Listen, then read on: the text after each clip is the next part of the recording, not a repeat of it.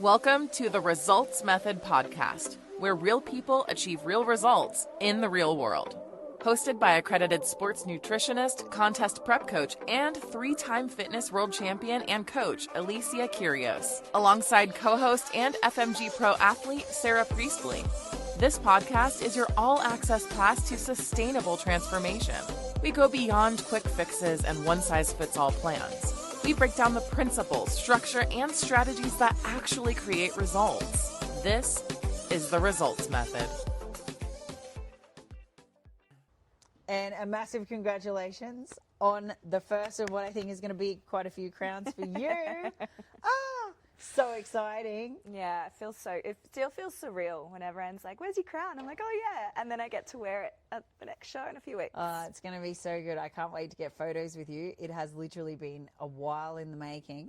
Mm-hmm. But what I thought we would cover off, because since coming home from Texas, you've obviously, had the family household get sick. You've been sick. We've still been able to manage though. And we just went through the changes in the data, for the last 2-3 weeks. Yep. And even though you've been sick with inflammation and just the fluid retention that comes from that, you've only gone up marginally on the scale, and we've only had a marginal increase in the waist. So we've actually had this beautiful period where we've been able to maintain weight, but still have all the measurements trending down. Yeah. And we can see visually where things have been improving and you've been leaning further, which is great, because what we took to the Dallas stage was incredible. And that wasn't even our primary stage, remember? So that was one we kind of just threw in. And I'm so glad we did, because it was first crown and we're chasing a couple more, everyone.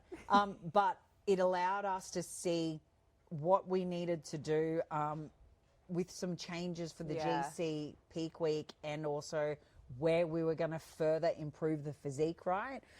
And we already had conversations where I think when we got the feedback back from Dallas, it was like, cool, we were on the right track. Like what we thought and what we had been discussing was what we got back. So that was great, confirmation again. And then I think it was really great because I know you know your body so well and know how you travel, that I think the way we approached the travel this time significantly improved the travel results from our last trip, which was quite a while ago now. And also the way we approached peak week showed us a lot, and has, taught us now some of the things we're going to set up a little bit differently for GC, right? But I thought maybe you might want to share with everyone what that peak week looked like, and maybe some of the things you noticed that were different and improved in both the travel and in peak week. Yeah. Firstly, crazy. So different side of the world, and you were messaging me like nonstop. And I mean, breastfeeding mum, you're up at like 2 a.m., 12, 2, like 4, 3, whatever. But so it was constant checking communications. That hasn't changed, but that was just really, really nice, because last time when we were overseas, you were there. I'm with you. You were with me. Usually always with you. So this was the first time, I think, that it, actually the first time that I haven't been physically with you. Because I was just thinking that, and I'm like, no, actually you've traveled with me for every single show. And then I traveled with you to do your very first one, when you're up in Queensland a decade or so ago. So it's like the first one. Yeah. And I didn't feel like we weren't together. Yeah. And that's, that's on my end. I didn't feel like we weren't together. And I could see you, and I could see the feedback in the physique, and we were getting on top of it pretty quickly with the changes that we made. But it was great to be able to see the physique unfold in that week. Because at the flight, so I think the differences was there was more food this time, because I was in a better stage, ability to eat more food, and I think that helps keep cortisol low, because as you know, I get a bit stressy and then get a bit watery. So I think that was a good change, and that was really nice. But I came off the plane, and I got to the hotel, checked in with you. Dry. Beautiful. Yeah. Crispy, like you just come out the oven. I was like, yes, she's cooking fine. I was really impressed. Yeah. And then, I never worry about you with execution. You just executed everything to the letter. But I think the timing that we nailed was right. You got the good sleep on the right cycle part of the leg. That last leg in the flight. And then I think, nailing how you approach the time after you landed was really good too. And then we just noticed the physique just kept getting better and better every single day. We actually had a different approach than what we've done previously because we had more muscle mass and we were capable of manipulating things a little more than what we've, done previously. Yep. I also think too, a different level of condition required for this stage and this brand than what we needed previously as well. So we were able to really lean into more of that performance focus, which I love. Me I too. definitely love it more. I know so you do. Nice. She sends me a message. She's like, I finally feel like a bodybuilder. Because we're literally doing weigh-ins and photos and visuals and video and everything all the way throughout, like my nighttime, her daytime. 3 hours. Every 2 to 3 hours, and she's updating me, and then we were adjusting either sodium, salt, or carbohydrate amount or timing. And there were changes, and we could, sort of see the changes in the physique pretty quickly. But I'll let you share that because, I think you'd sent me a message, and you're like, what even is this wizardry?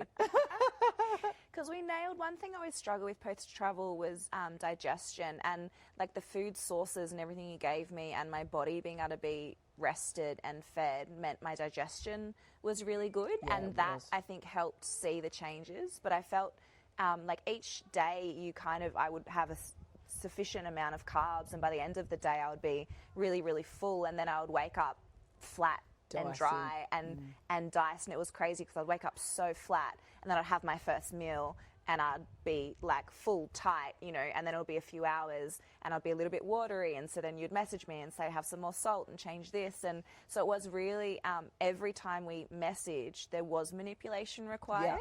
But it was crazy to see how different I looked from morning to night, and even morning show to evening show when it was the middle of the night and we were messaging and whatever. Well, I think first thing in the morning for you. Yeah, first thing in the morning for me when you got to the evening. But I remember seeing, like, it was during the night when I watched the first bit.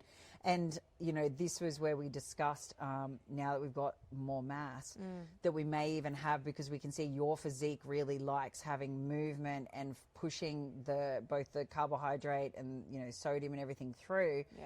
We could see crisper detail as you had more of that time on stage and everything was really pumping. So we really will modify a few things. We've got a few things up our sleeve, and we'll do another video as we get a little bit closer for the peak week for GC. But a few changes we will make also for the GC show, which I think is going to be interesting. But it's nice because this is where you can see how individualized things have to be, and how each stage and the variables around the stages alone can change the way we approach things, right? Because we won't have the flight to contend with this time. No. You're going to enjoy a little bit more food and a slightly different lead in and taper in on the carbs. So I think, it'll be fun. And I think the biggest thing I've taken away from all of this, and the thing I've loved this prep, is working with you so strategically through my pregnancy, postpartum increase of food, and we were talking about being able to maintain my milk supply and keep that really solid. I've been able to keep my milk supply all prep, and I've been able to keep that food high all prep. I've been cortisol is so low because I get those nice moments with my son every day. Oxytocin, love it. So it's like a prep when you'd assume someone's postpartum prep would be one of the most challenging preps they would do, and it will be an uphill push, and it'll be a struggle with minimal food, trying to crash down. And for me, it's been the total opposite, and one of the best preps, if not the best prep I've ever done. Yeah, agreed. And I know you've actually messaged me on a couple of occasions going, I don't feel like I'm working hard enough, or I don't feel like I don't hurt enough. Like, maybe should I be doing something more? Like, no, just lean into it, lady. And, we were talking about the lactation side of things because, research, there's a couple of key pieces of research that go into, lactation when it comes to deficit and being able to get lean. And there's one that's somewhat questionable because it's only like a 2-week duration. And they talk about a moderate, deficit not affecting milk supply or lactation, but it's only over a 2-week period, and it is on super nourished mothers, aka carrying a little bit more body fat, right?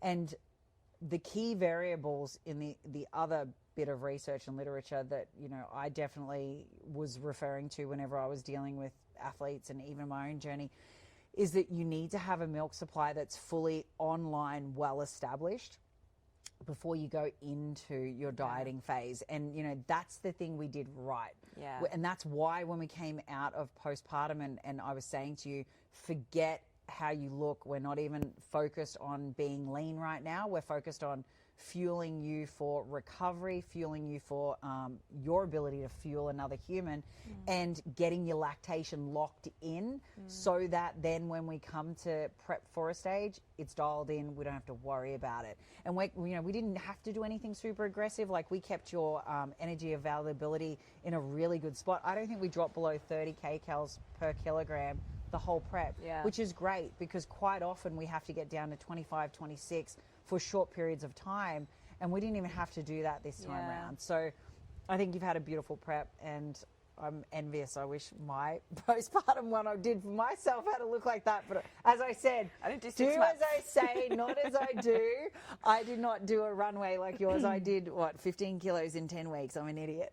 You were on stage, on stage, winning, with a baby that was 6 months old in the audience. Crazy. Insane. Not even. He wasn't even. So crazy. So I'm super proud of you. I'm excited for what we do for GC, and I'm even more excited for Italy, because Italy was the original peak show. Yeah. Let's go. Let's go. That's it for today's episode of the Results Method podcast. If you found value, make sure you subscribe, leave a review, and share it with someone who's ready to level up.